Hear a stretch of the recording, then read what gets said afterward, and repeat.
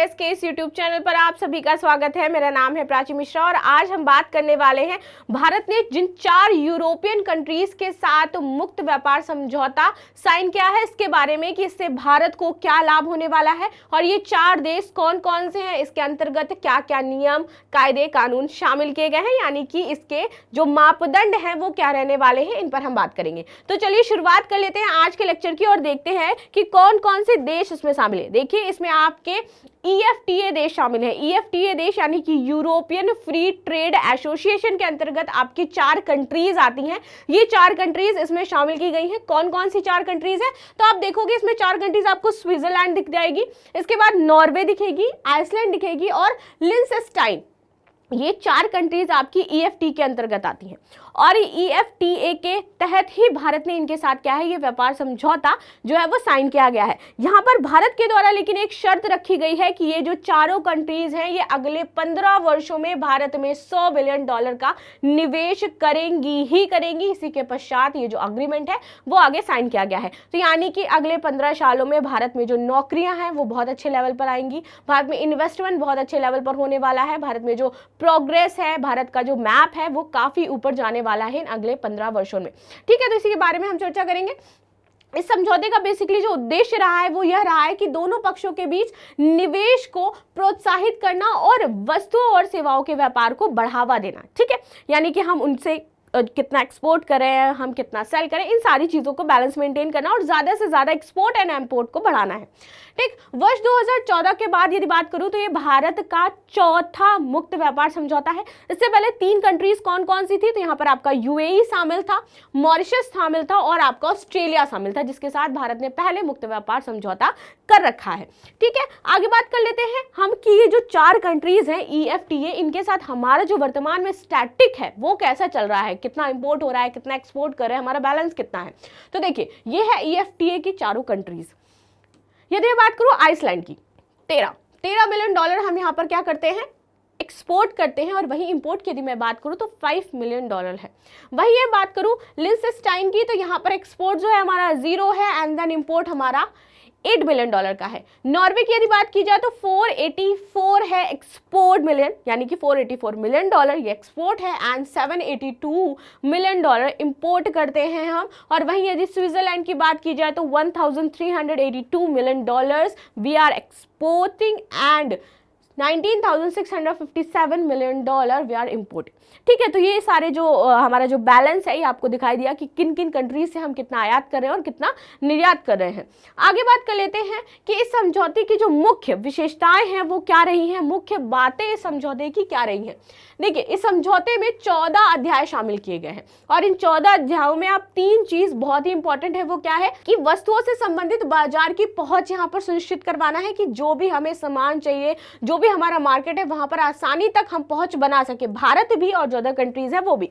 इसके पश्चात उत्पत्ति की क्या नियम है उनको देखना है, व्यापार सुविधाएं किस प्रकार है दोनों कंट्रीज की और व्यापार उपचार आदि पर हमें ध्यान केंद्रित करना है। डेयरी को यहाँ पर कुछ ऐसे प्रोडक्ट हैं जिनको इस लिस्ट से बाहर रखा गया है बिकॉज नॉर्वे आप जानते हो कि यहाँ पर डेयरी उत्पाद बहुत ही अच्छा खासा होता है। ठीक है, दूध मक्खन घी नेस्ले आप समझ रहे हो नॉर्वे। तो यहाँ पर आप देखोगे डेयरी सोया कोयला और संवेदनशील कृषि उत्पाद जैसे जो क्षेत्र हैं उनको बहिष्करण सूची में रखा गया है।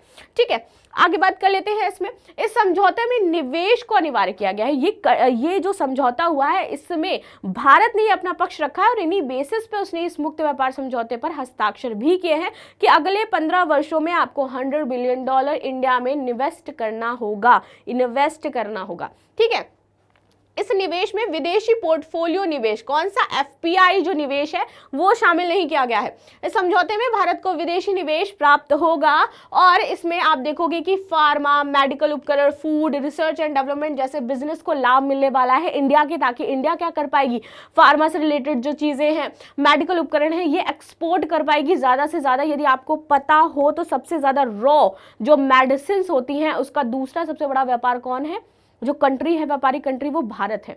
फार्मास्यूटिकल में जो हम रॉ मटेरियल तैयार करते हैं, जो दवाइयाँ बनाते हैं, तो हम क्या ज़्यादा से ज़्यादा एक्सपोर्ट कर पाएंगे।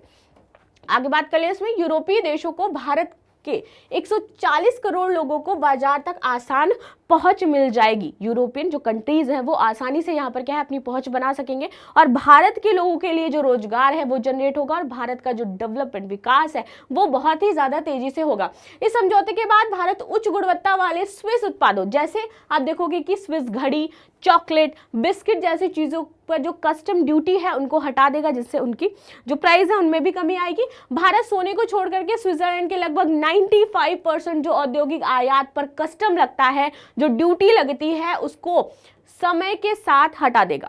ठीक है, इसमें सी फूड, कॉफी, मिठाइयाँ और प्रोसेस्ड फूड की कीमत भारत से कम होगी, जो भारत में है वो कम होगी और वहां की तुलना में यहाँ पर वो कम हो जाएगी। आगे बात कर लेते हैं लाभ क्या होने वाले हैं इससे। तो यह भारतीय निर्यातकों को विशिष्ट इनपुट तक पहुंच प्रदान करेगा।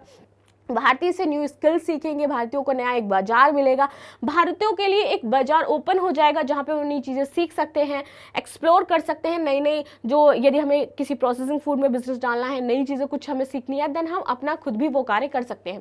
ठीक है, अनुकूल व्यापार और निवेश वातावरण तैयार हो जाएगा। इससे भारत में निर्मित वस्तुओं के निर्यात को भी बढ़ावा मिलेगा और साथ ही साथ सेवा क्षेत्र में अधिक बाजारों तक पहुंच शामिल हो जाएगी। ठीक है, यह विभिन्न क्षेत्रों में घरेलू जो विनिर्माण को प्रोत्साहित यानी कि मेक इन इंडिया और आत्मनिर्भर भारत को भी गति देगा। ये मेक इन इंडिया जो प्रोग्राम है इससे हमें क्या है सफलता मिलेगी, क्योंकि हम अब अपनी चीजों को उन 4 यूरोपियन कंट्रीज में भी तो सेल कर पाएंगे। यदि वो हमारी कंट्री में सेल कर रहे हैं तो ऑफ कोर्स हम भी उनकी कंट्री में सेल करेंगे और सेल करेंगे तो हमें इन 4 कंट्रियों का एक्सेस मिल जाएगा। उन चारों को मिल रहा है भारत को और हमें एक साथ 4 कंट्रीज का मिल रहा है। और आपने देखा कि नॉर्वे और स्विट्जरलैंड के साथ हमारा जो व्यापार है वो किस टाइप का है। ठीक है, इस समझौते से भारत अगले 15 वर्षों में 10 लाख नौकरियां पैदा कर सकता है। इससे भारत को विश्व की अग्रणी प्रौद्योगिकियों तक पहुंच की सुविधा भी प्रदान होगी। मैंने ये बोला ना आपको, न्यू टेक्नोलॉजीज हम सीख पाएंगे उन 4 कंट्री से। वो क्या यूज कर रही है अपने डेयरी फार्म्स में, वो क्या यूज करती है, वहाँ की फार्मिंग कैसे हो रही है, कैसे वो अपने फार्मर्स को सुविधाएं प्रदान कर रही हैं, तो ये सारी चीजें हम उनसे सीख पाएंगे, समझ पाएंगे। ठीक है, मुक्त व्यापार समझौते की बात करें तो जब किसी देश से दूसरे देश में वस्तुओं एवं सेवाओं को निर्यात किया जाता है तो देखते हो कि वहां पर एक कस्टम ड्यूटी है, जैसे हम वहां से लेकर के आए पोर्ट से, तो यहाँ पे आकर के कस्टम ड्यूटी उस पर इंपोर्ट की जाती है, जिससे वो सामान क्या हो जाता है, थोड़ा महंगा हो जाता है और उसका जो ब्याज है, वो जो कस्टम पैसा है वो सरकार लेती है। ठीक है, तो दूसरे देश की सरकार उन वस्तुओं एवं सेवाओं पर कुछ शुल्क लगाती है और जिसे आयात शुल्क या इंपोर्ट ड्यूटी कहा जाता है। ठीक, इन्हीं शुल्कों को पूर्णतः समाप्त या कम करने के लिए किए जाने वाले समझौतों को मुक्त व्यापार समझौता कहा जाता है। कि ये जो ड्यूटी लग रही है, एक्सेस पैसा इस पे जो लग रहा है, शुल्क लग रहा है, उसको कम कर दिया गया है। इसका उद्देश्य 2 या 2 से अधिक देशों के बीच आयात को बढ़ावा देना और निर्यात की बाधाओं को कम करना है।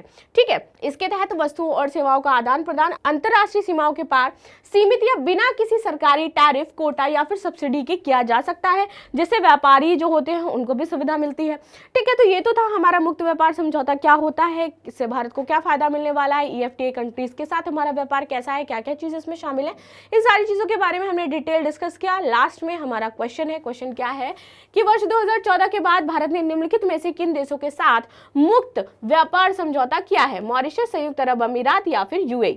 उपयुक्त में से कौन से कथन सही है, केवल 1, केवल 2 और 3, 1 और 2, 1, 2, 3। तो इसका आंसर मुझे कमेंट बॉक्स में अवश्य दीजिएगा। मिलते हैं नेक्स्ट क्लास में, तब तक के लिए धन्यवाद। लाइक शेयर सब्सक्राइब करना बिल्कुल भी ना भूलें।